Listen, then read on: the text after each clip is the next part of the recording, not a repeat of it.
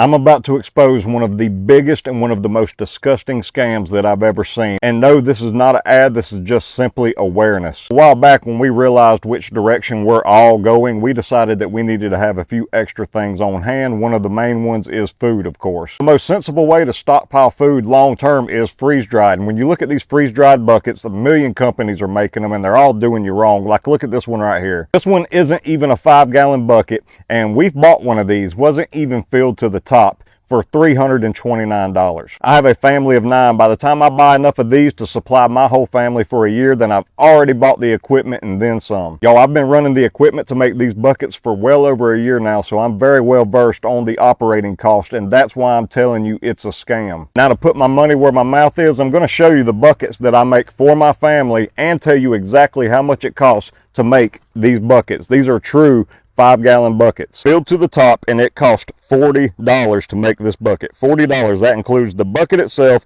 the food in the bucket, and the electricity to run the equipment. The buckets that we're exposing are usually halfway full. Halfway full. You can tell this thing is full, y'all. Nothing fancy in here. Again, this is for tough times. We're not looking for a Thanksgiving feast. So a full bag of white rice, full bag of refried beans, another full bag of white rice, bag of chickpeas, full bag of red beans, a full bag of red beans, another white rice. And of course, even though these oxygen packs are in every bag, we throw one in the bucket as well. Now, I'm not down in capitalism. I believe everybody should be able to do whatever they want, charge what they want, etc. But there is a line of morality, y'all. Took a credit card, bought the equipment. First few batches with the equipment was candy. Sold the candy, boom, paid off the credit card. We're done, free and clear.